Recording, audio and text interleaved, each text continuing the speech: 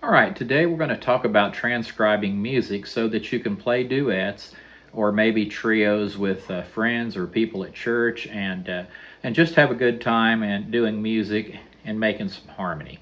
So I'm going to show you how to do this, and it's really easy to do. One of the first things you're going to do is possibly grab you a hymnal or a songbook of some kind, and of course that's going to look something like this, and it has music as you would suspect if you've ever seen a hymnal. It's got all four parts written out, which makes it very, very handy if you want to transcribe music. And you don't have to be able to figure out, okay, I'm in the key of C and I got to figure my voice leading. So if the melody starts on C, then I got to go down to G and E and all these things that you don't want to have to fool with when you just want a quick piece of music. And so we're going to take a look at it. You can do either of two things. You can get you some manuscript paper, and you can do this the old-fashioned way with a pencil and eraser, and that makes things a little bit harder unless you just love writing music with manuscript paper. That's the old school way to do it. But what you can do is you can go into your computer and get yourself a music editing program, and it's a lot easier, and there are free ones out there. I use one called Crescendo, and so I'm going to show you how to find that. You just type in Crescendo music on your computer, and all of a sudden this is going to pop up. It'll ask you to download it, and you can download it if you want to do so. And before you know it, you just open that file, and you have something that looks like music. Today I'm going to show you how to transcribe music for two instruments that play in the same key. For example, if you have two flutes, they would play in the key of C, or if you had two trumpets, they would both play, they're both B-flat instruments. Because they're transposing instruments, that requires you to just take one extra little step on your music notation machine, and it's really very, very easy to do. All you have to do is just go to the little place that tells you to change the key, and all of a sudden it's very easy to do. So once you've opened your new staff of music, it's going to, you can just click on the title there and you can change it to whatever you want to do. And today we're going to be doing a few bars of A Mighty Fortress Is Our God. And so I will type in A Mighty Fortress Is Our God, so we'll have a title.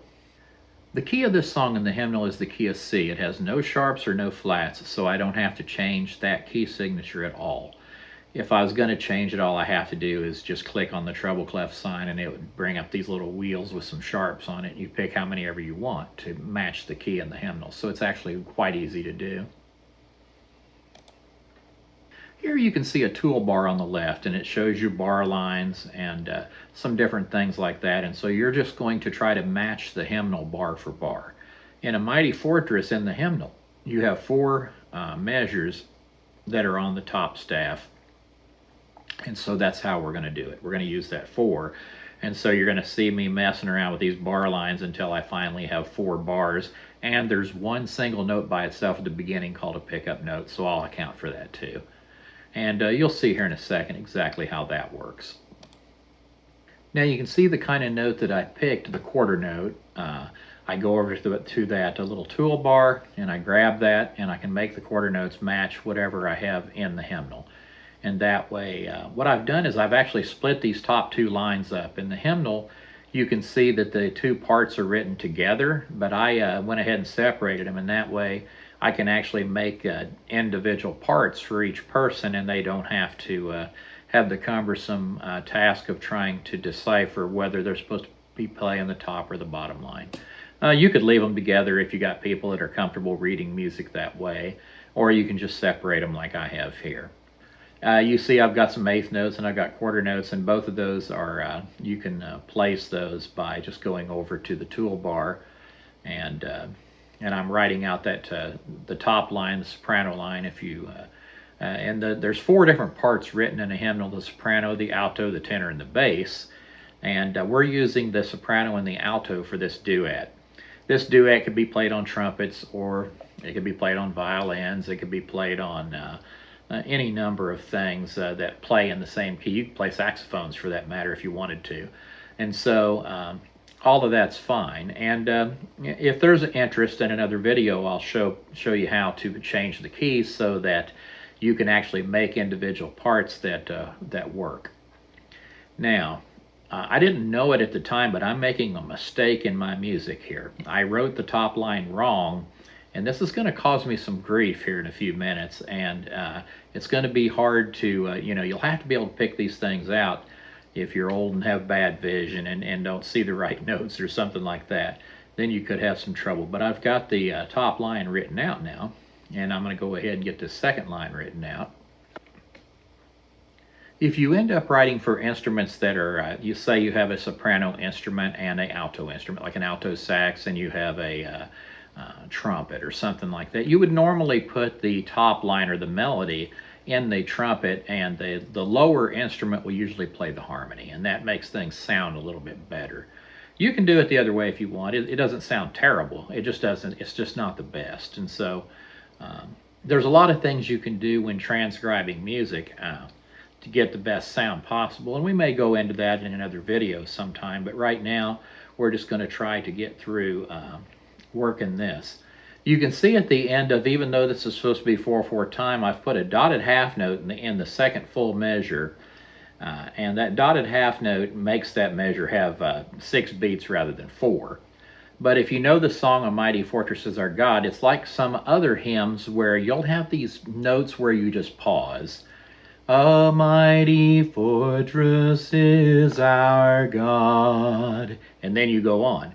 Rather than playing the quarter note like is in the hymnal, it would be, a mighty fortress is our God, a bulwark never. So it just drones on, and you don't want that. You got to hold that note. And so I created a situation where that note can be held out. Now, as you can see, I didn't get my, actually it's 3, 4, 5, yeah, it's going to be 6 beats altogether.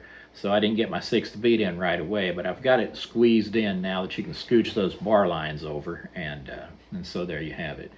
So that's going to have that written in the soprano and in the alto line. Now the alto line is coming along pretty good here. Once you get used to working this program, you can actually write music or transcribe music very fast. It's just however tactile you are. If you have good skills at doing this kind of thing, you could write out a piece of music out of the hymnal in a few minutes. And so it makes it really nice if you want to transcribe music to have a program like this, and you're able to patch up mistakes real easy and stuff.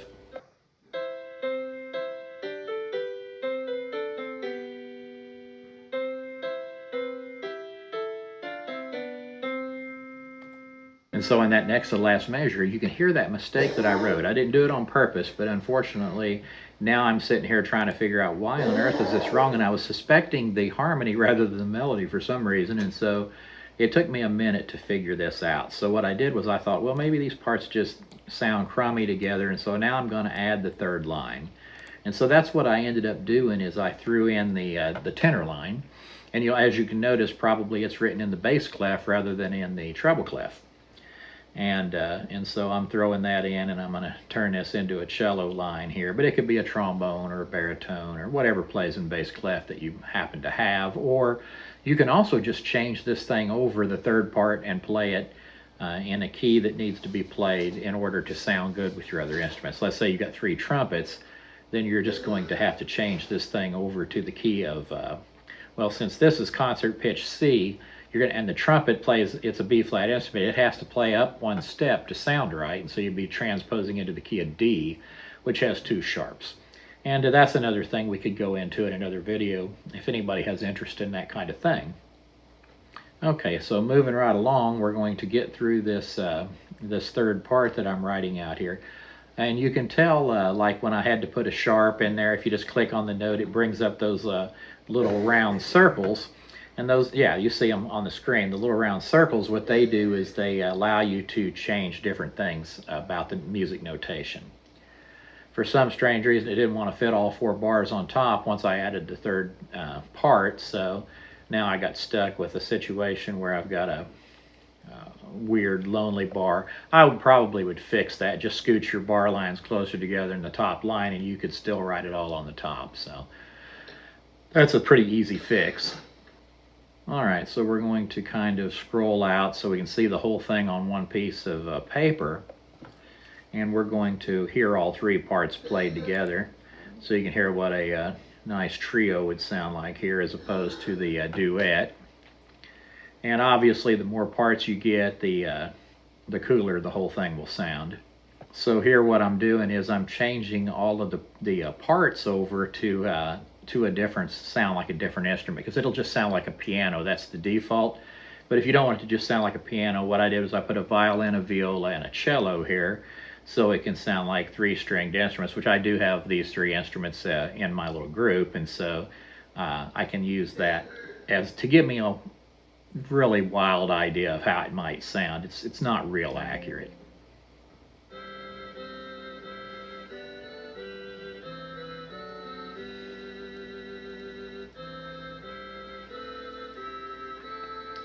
And you can hear that mistake in that measure again. And so now I'm scratching my head trying to figure out, why did this not work? So here I'm going to pick up my hymnal, as you can see it in the corner of the screen there, and I'm going to search it out and try to figure out what happened, because I know what bar it's in, and there I am pointing at it now.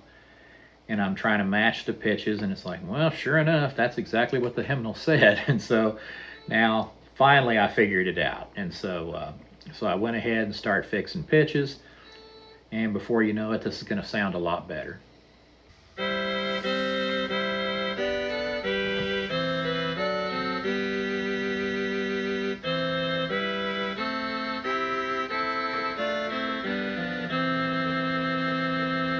So Martin Luther is no longer rolling in his grave, and that's what it's supposed to sound like.